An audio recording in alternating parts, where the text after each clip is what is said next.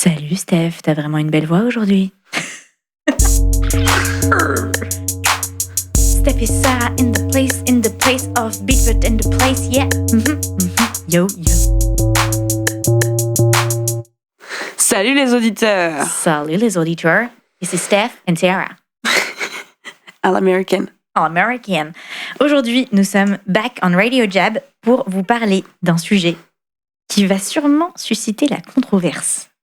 Puisque le topic est la personnalité. On peut refaire toute l'intro. J'ai fait n'importe quoi. Excuse-moi, bonjour Erwan. Vas-y, fais l'intro, s'il te plaît. Alors, go. Attends. Oh putain, on est lent.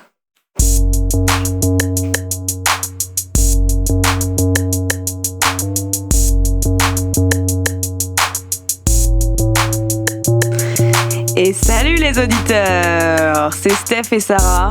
Comment ça va? Moi ça va, et toi? Bon oui, moi écoute, ça va très bien. On vous accueille aujourd'hui pour un épisode sur est-ce que vendre c'est une affaire de personnalité? Quelle bonne question. Et oui, parce que c'est une question qui va être plutôt controversielle, comme on dit. Controversée en tout cas. Controversée en tout cas. Parce qu'il y a un peu dans l'imaginaire collectif le fait qu'un bon vendeur, c'est quelqu'un d'extraverti et que c'est quelqu'un qui aime parler aux gens tout le temps, etc. C'est un peu ça, non? C'est complètement ça. Et je pense qu'il y a un truc intéressant aussi que j'ai découvert en creusant qui est aussi t'as la personnalité du vendeur et t'as les personnalités des gens, comment tu t'adaptes à vendre en fonction des personnalités. Enfin, en creusant ce sujet de personnalité et de vente, on se rend compte qu'il y a plein de couches. Aussi, quand tu recrutes, par exemple, est-ce que tu dois chercher un certain type de personnalité? Et il y a plein de questions derrière ça. Interesting. Peut-être, j'ai envie de commencer par une expérience d'ici. Vas-y. C'est que je trouve que dans nos clients, il y a vraiment beaucoup de personnalités différentes. Ouais. Et on pose souvent cette question de la personnalité dans la vente parce que... En fait, je pense qu'au fond, on n'a pas envie de s'identifier comme un vendeur. En tout cas, moi, quand j'ai démarré à faire de la vente vraiment, c'est-à-dire que j'ai toujours fait de la vente, mais le moment où je suis devenue commerciale, quoi, je m'étais toujours dit avant, je serai jamais commerciale, c'est pas du tout un métier qui m'attire, j'ai pas du tout envie d'être cette personne-là. Et quelle personne, du coup? Pourquoi ça t'attirait pas? Et ça m'attirait pas parce que c'était un peu le truc de... être tout le temps à fond, parler avec les gens tout le temps, aussi être un peu manipulateur, être pushy, ce genre de choses.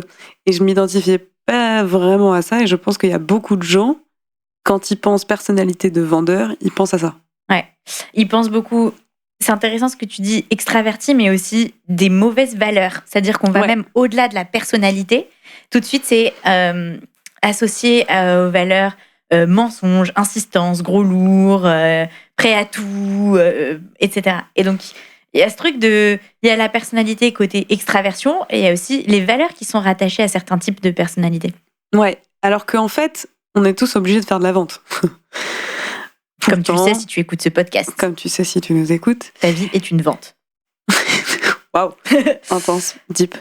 Mais non, mais on est tous obligés de faire la vente à un moment ou à un autre, ne serait-ce que pour passer une augmentation de salaire, pour négocier un job, avoir un job, vendre des produits, des services si on est entrepreneur. Démarrer un projet, même quand tu es dans ton job. Embarquer tes équipes aussi, c'est une vente. Embarquer tes amis en vacances. Et donc, il y a un peu cette tension entre je m'identifie pas à ça, j'ai pas envie d'être ça, et du coup, je me dis que la vente est une question de personnalité. Ouais. Donc, c'est un peu repousser la question de est-ce que je peux être fort dans la vente pour moi? Carrément. Il y a repousser cette question-là. Et aussi, je pense au recrutement. Ces derniers temps, j'ai pas mal parlé avec des gens qui recrutent des profils commerciaux et qui sont à la recherche de ce qu'ils pensent être la personnalité du vendeur. Un tchatcheur, tu vois. Et genre, moi, en entendant ça, j'ai mes oreilles ça crisse à l'intérieur, tu vois. Mais ouais, quelqu'un qui vraiment a pas peur de, tu vois, harceler un peu les gens et tout. Enfin, on me dit des trucs comme ça, je suis là, mais what? Et certainement, il y a des traits de personnalité qui sont communs à la vente, mais souvent, les gens cherchent les mauvais traits de personnalité, où c'est pas forcément associé avec un bon vendeur. Mais du coup, c'est pareil, parce que c'est repousser la question de c'est quoi un vrai bon vendeur? Exactement. Donc, au lieu de se baser sur des choses qui sont vraies, enfin factuelles, etc., on va commencer à parler de personnalité. Et d'ailleurs, l'exemple que tu donnais tout à l'heure sur le client en face, comment on s'adapte à la personnalité du client quand on vend, c'est le même type de question. C'est-à-dire que je sais pas vendre, donc le seul truc que j'ai trouvé, c'est est-ce que le gars est plutôt visuel ou plutôt auditif? Et du coup, je vais lui passer une musique en fond et ça va le mettre en confiance. Tu vois, je me dis, c'est débile en fait. En fait, ce que je trouve intéressant, c'est quel rôle joue vraiment la personnalité dans la vente. Parce que pour autant, il faut pas non plus éradiquer le fait que, je pense, en tout cas moi, c'est pas pour tout le monde d'être sales. Donc il y a une question quand même quelque part de personnalité qui intervient, à mon avis. Non mais je veux dire, il y a un truc de tout le monde peut vendre, tout le monde ne peut pas être commercial, par exemple. Tu vois ce que je veux dire? Je comprends. Dans le sens, être sales en termes de métier et d'expertise. Il faut pas sous-estimer le facteur, je pense, personnalité. Ça veut pas dire qu'il n'existe pas, mais quel est son rôle? À quel degré, à quel moment ou fréquence la personnalité intervient? Et aussi, peut-être qu'il y a des styles différents. Et je pense que pour le coup, parmi nos clients, comme tu le disais tout à l'heure, et même moi je le vois, parmi les sales jab, c'est pas du tout les mêmes types de personnalités. Donc la vente, et je trouve les personnalités s'expriment vachement bien dans les ventes que vous faites les uns les autres. Pour autant, c'est la même méthode. Il y a la méthode jab, elle est respectée point par chacun, mais il y a une expression différente. Tu vois ce que je veux dire? Ouais, alors c'est vrai que c'est important de différencier vendre et être commercial, parce que c'est quand même pas du tout la même chose. Enfin, pour en faire une carrière, un métier, c'est complètement autre chose. Ouais. Mais je pense que dans nos auditeurs, il y a beaucoup de gens qui juste vendent. Sans être des commerciaux. Tu vois, sans être forcément des commerciaux. Et je crois que, enfin, en tout cas, moi, je me suis posé la question en préparant et je me suis dit que c'est aussi beaucoup une question d'enjeu. C'est-à-dire que souvent, tu te dis, ouais, moi, je pourrais jamais faire ça et tout. Mais en fait, si ta famille, elle meurt, tu vas. Enfin, tu vois, si ta famille, elle est sous. On dirait step dans la douche froide. Sous comment dire, menace de. Qu'il lui arrive un truc si jamais tu le fais pas. En tout cas, si tu te crées ce scénario dans ta tête, tu vas le faire. Truc. Ouais. Et donc, pour moi, je me suis dit, s'il faut apprendre quelque chose et que l'enjeu est suffisamment grand, de toute façon, que tu aies une personnalité introvertie, extravertie, de hustle, pas de hustle, peu importe, tu vas le faire marcher. Tu vas le faire à ta sauce.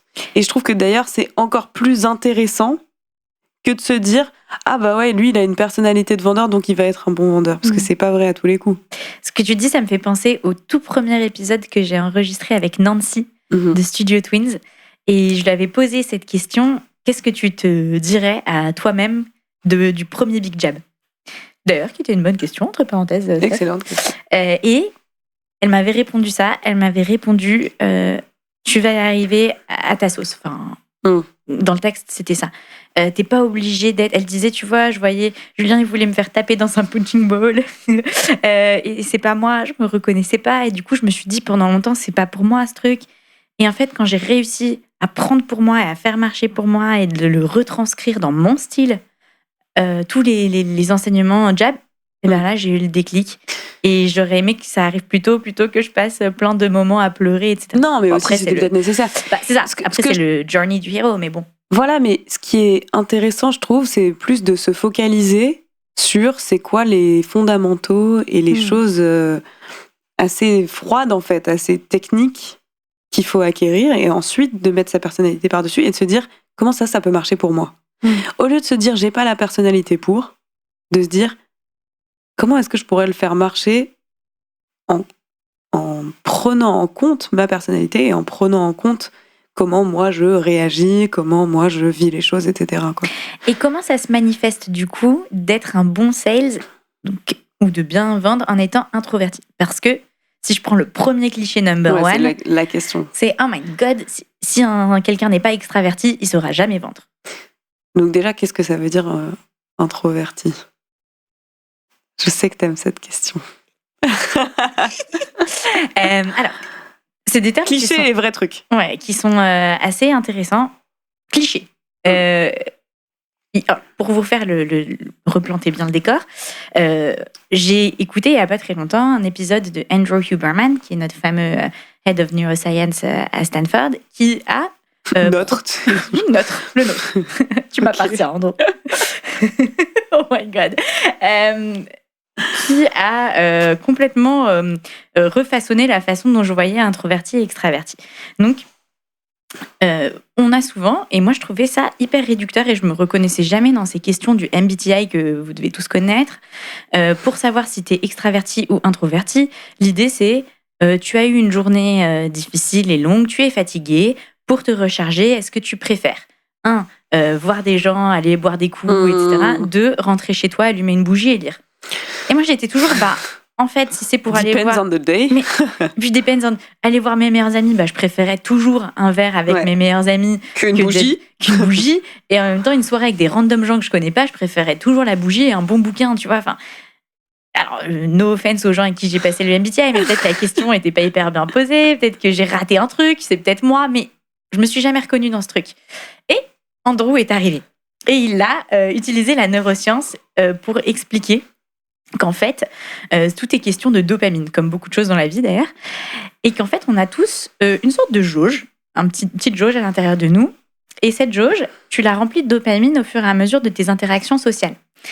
Et quelqu'un qui, en fait, est extraverti, sa jauge se remplit vachement plus lentement. Je passe les mécanismes, mais en fait, sa jauge sera quasiment jamais remplie. Donc, à chaque fois qu'il parle avec quelqu'un, il y a un petit hit de dopamine, mais ça se vide, et ensuite, il faut le remonter, etc. Et donc, en fait, il a toujours besoin d'interaction. Ça se nourrit. Et quelqu'un qui est introverti, en fait, ses récepteurs à dopamine de sa jauge, ils sont vachement sensibles. Donc, au bout de 1 ou 2 interactions, il va dire, ma jauge, elle déborde, il faut que j'aille me la vider, tu vois. Et donc, c'était le petit quart d'heure neurosciences, mais ça reframe un petit peu cette question de introverti et extraverti, en disant, quelqu'un d'extraverti, c'est quelqu'un qui va simplement être moins sensible à la fréquence des interactions sociales avant de shut down et d'en avoir marre. Et quelqu'un d'introverti, en fait, les interactions lui créent plus de dopamine et du coup, il va se faire... Son réservoir va être rempli plus tôt. Voilà. Il va en avoir marre plus vite, quoi. Voilà, merci beaucoup. En gros, c'est ça. Et donc, ce fameux cliché, te dire, est-ce que si t'es quelqu'un qui est tout le temps en conversation, ça fait de toi nécessairement un bon sales, qui a toujours besoin d'interaction, etc. Réponse. Waouh. C'est marrant parce que du coup, je l'avais pas réfléchi comme ça. Mais en effet, j'imagine que c'est plus simple si t'en as marre moins vite d'être en interaction avec les gens. C'est pour ça que je disais tout à l'heure, c'est pas si... tu vois, il y a à la fois ces clichés, genre personnalité, sales, et nous, on pense que c'est pas vrai. Enfin, c'est pas vrai dans le texte, tu vois. Ça peut être une excuse derrière laquelle tu te caches. Et en même temps, il y a quand même débat sur... il y a des personnalités, c'est sûr que si t'es full introverti et qu'au bout de 2 interactions sociales, t'en as marre... fais-les compter. En fait, c'est peut-être ça aussi, de se dire, si tu veux adapter les choses à ta personnalité... Peut-être tu vas avoir moins d'interactions, mais fais-en des plus challengeantes et fais-les compter. Par exemple, tu vois. Je reprends Nancy imaginons comme exemple, mais je trouve que c'est assez intéressant. Je connais pas trop son type de personnalité, mais quand on la rencontre, elle est assez calme, elle a l'air d'être réservée. Tu te dis pas, ça crie pas extraverti, quoi. Et pourtant, elle fait des rendez-vous, elle est assez intense sur sa vente, etc. Donc... je pense que l'exemple de Nancy, c'est intéressant parce qu'elle a un gros enjeu. C'est important pour elle de le faire. Et donc, oui, elle le fait avec sa personnalité, mais juste, elle le fait aussi. Ouais, ça rejoint bien ce que tu disais. Elle disais. dépasse aussi. Et je pense que... Bon, désolée, Céline Dion, je suis pas d'accord avec toi. On ne change pas, c'est pas vrai, quoi. Jingle. Je pense que... C'est quel Jingle. Jingle. Je pense qu'il y a des choses sur lesquelles on peut changer. Ça veut pas dire changer la structure même, l'ADN de ta personnalité, mais en fait, faire des ajustements sur certains trucs, c'est un peu le sens de la vie, de grandir, etc. Donc, je crois que c'est important de faire confiance à sa personnalité parce que de toute façon, sinon, dans la longévité, ça marche pas. C'est-à-dire que tu peux pas continuer longtemps si tu fais quelque chose qui est contre ta nature. Ça, c'est Ouais. vachement important de se le dire et de le garder en tête. Et à la fois, si tu fais que ce avec quoi tu es confortable, tu progresses pas trop. Ouais.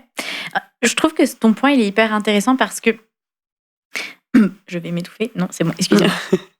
Erwan, si tu pourras juste couper. D'ailleurs, si tu peux mettre de l'autotune sur ma voix, parce qu'on dirait que j'ai genre 50 balais et que j'ai fumé des clopes toute ma vie. Enfin, 50, c'est même pas vieux, mais... Oh, waouh, il est bon ce thé. Ouais, Après digestion. le repas. Erwan, tu nous coupes ça au montage, s'il te plaît. Putain, j'ai oublié Les ce que je meufs. voulais dire maintenant. Bon, c'est pas grave. Moving on. Bah, j'ai dit, si tu bouges pas, bah, tu progresses pas. Si tu bouges, tu progresses. Ah oui.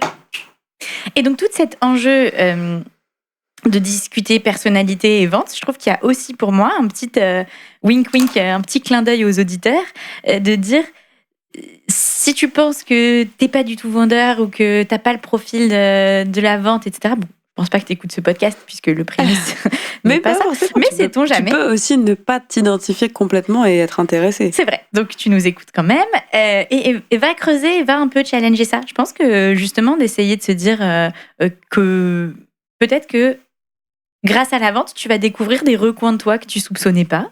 Ça va te challenger, tu vas progresser sur des trucs. Je pense que c'est un bon prétexte, en tout cas, pour essayer d'aller, pas changer, mais découvrir ta personnalité. Je trouve que parfois, Oui, on est plein assumptions, de Suppositions. sur qui on est. En fait, plein d'espèces de certitudes sur qui on est. Hmm.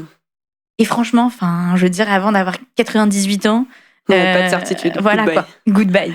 Et Et donc, ne pas être trop rapide à dire, c'est pas moi. Ouais, et en fait, tu vois, il y a plein de gens qui disent, ouais, moi, la vente, j'adore, mais la prospection, j'aime pas. Ah bah non.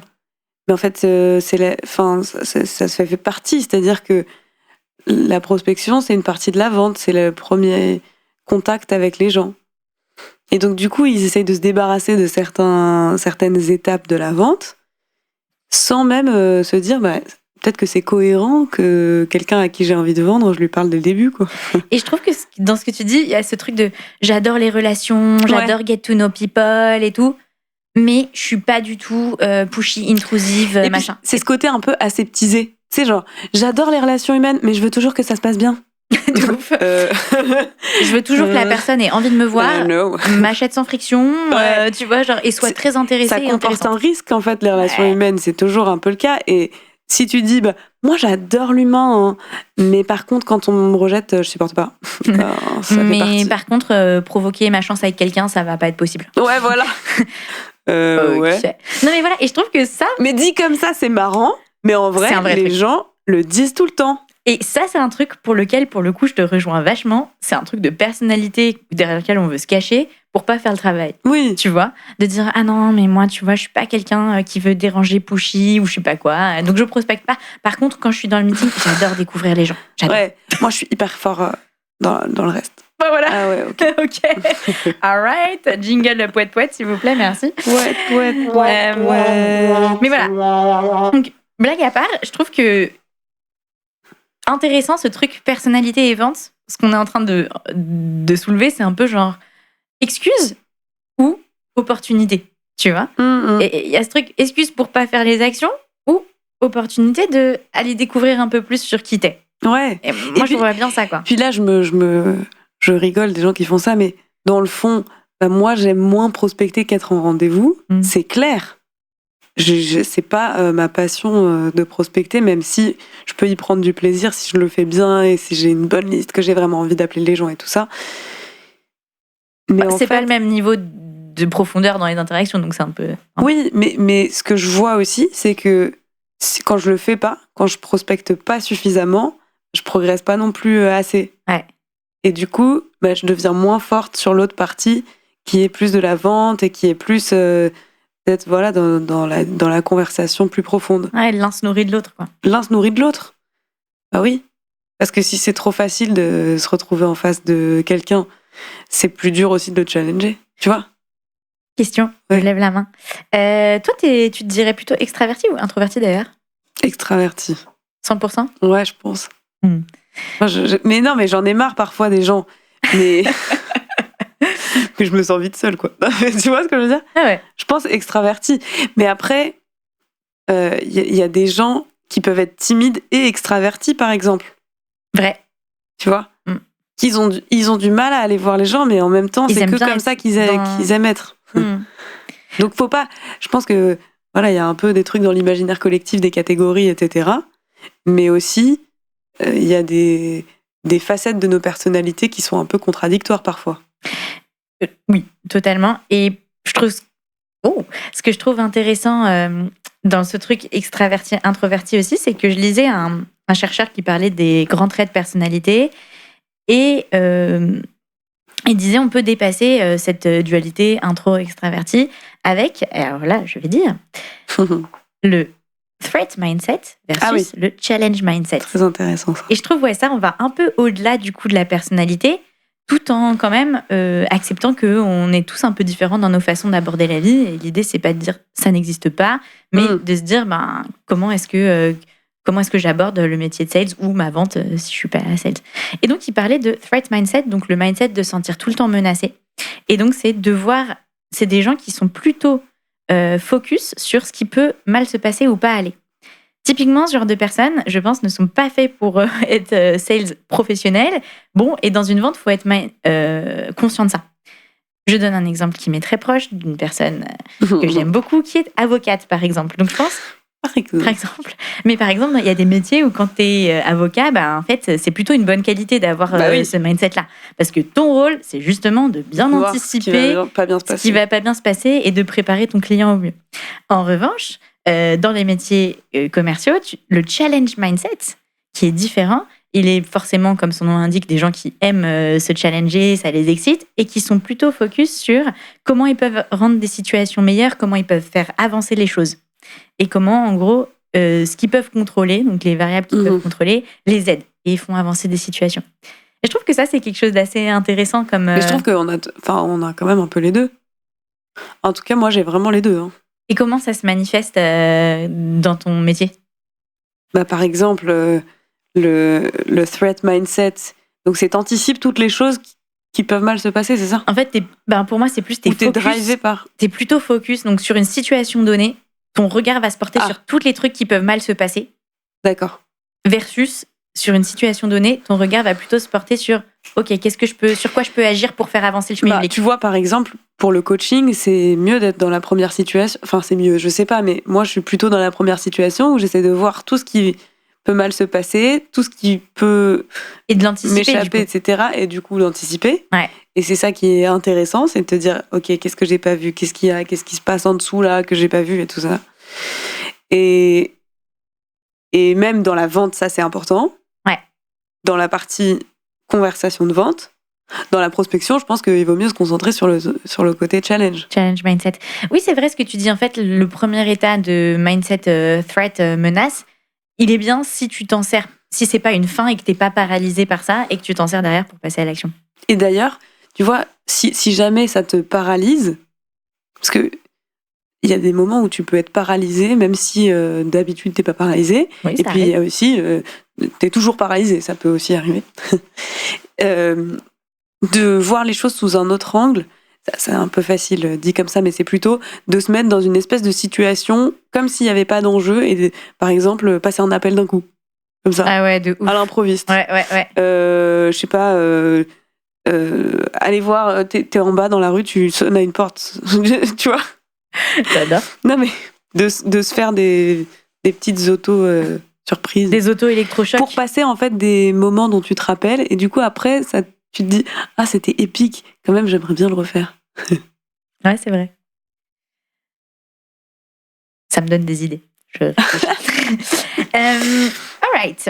Ayant dit tout cela, quels autres points nous aimerions amener à l'attention de nos auditeurs Moi, j'essaie de résumer un petit peu dans ma tête. Ouais. Et je me dis, OK, il y a des choses dans notre personnalité qui font qu'on peut être plus ou moins naturellement bon. Ouais. Ça, c'est une certitude dans la vente.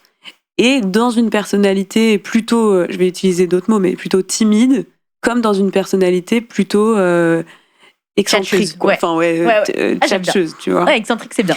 Et d'ailleurs, si on veut citer ces choses-là qui sont plutôt bonnes ou plutôt mauvaises, dans une personnalité timide, ce qui est moins pratique, c'est que c'est plus dur d'accéder aux gens. Ça demande plus d'efforts, voilà. Et que du coup, on n'a pas forcément envie de le faire. En revanche, ce qui est plus intéressant, c'est qu'on est à l'écoute, en général. Ouais. Les gens timides, ils ont tendance à quand même bien regarder, bien écouter, essayer de comprendre, etc. Je fais pas de généralité parce que je suis pas trop comme ça, mais j'ai le sentiment que c'est ça. Ouais, je trouve ça hyper intéressant ce que tu dis. Tu vois, et dans la vente, c'est quand même un des trucs les plus importants, c'est d'écouter et En fait, de bien comprendre. Ta faiblesse un peu de prospection devient ta force rendez-vous. Voilà, c'est ça que je voulais dire. Intéressant. Et à l'inverse, sur des gens qui sont plutôt tchatcheurs, machin, quand tu parles très bien, t'as besoin d'écouter. Donc, tu vas te retrouver à très bien parler. Donc, dans une première interaction, c'est super parce que les gens, ils ont envie de te voir, ils ont envie de te rencontrer. Ils se disent ah waouh, ça donne envie. Mais quand on va plus loin, voilà, tu te retrouves en rendez-vous. Quand on va plus loin, le truc qu'il faut travailler, c'est fermer ta gueule. C'est sérieux, hein. Moi, je me le dis souvent. Je me dis, Sarah, tais-toi. Tu parles beaucoup en rendez-vous, toi? Je t'aurais pas vu comme ça. Non, mais parfois, tu t'embarques dans un truc, t'es dans un flow et tout. Et là, tu te dis, tais-toi. Ah, c'est bien. Écoute. Oh, excusez-moi, c'est un réveil à propos de tais-toi. Non, je parle pas beaucoup, mais t'es en rendez-vous, tu te remets dans le droit chemin sur plein de trucs. Tout le temps. Ouais, bien sûr. Et donc ça en fait partie. Et je pense que, voilà, ce qui est intéressant à dire, c'est peu importe la personnalité que t'as, tu peux arriver à être un bon vendeur ou bien vendre. En tout cas, bien vendre.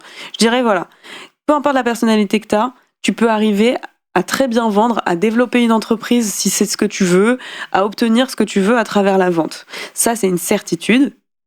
Et je pense qu'il faut mieux se poser des bonnes questions, à savoir comment ça peut marcher avec ma personnalité et aller chercher les fondamentaux plutôt que de se dire c'est pas pour moi. Ouais, c'est excellent. En fait, il n'y a pas de personnalité parfaite du vendeur parce que forcément, tu vas être plus ou moins dans certains trucs, donc ça va te créer des forces dans certains domaines et des choses à travailler dans d'autres. Et comme tu l'as très bien dit, si tu sais pourquoi tu le fais, tu vas réussir à travailler sur les choses que tu dois bosser, tu vas réussir à utiliser tes forces et tu vas win. Et du coup, si c'est naturel pour toi, t'as pas forcément besoin d'avoir des enjeux très élevés parce que tu le fais assez naturellement. Si ça l'est pas, vaut mieux que ça ait de l'importance, ou en tout cas c'est assez nécessaire que ça ait de l'importance. Sinon, tu tiendras pas et puis tu vas juste plus avoir envie de le faire et te dire que t'es nul, quoi. Et c'est grave dommage parce que c'est trop bien. Et oui, et voilà, comme le montre l'exemple de Lancy aussi, on peut aimer ça en fait au bout d'un moment. Même si à la base, on se dit qu'on n'est pas fait pour ça ou qu'on a l'impression que c'est pas fait pour nous, que c'est pas fait pour notre type de personnalité. Beautiful conclusion. Merci les amis. On vous laisse avec ça. Enjoy your personality.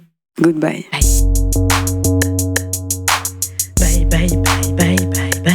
Bye. C'est quoi les bails? C'est les bye.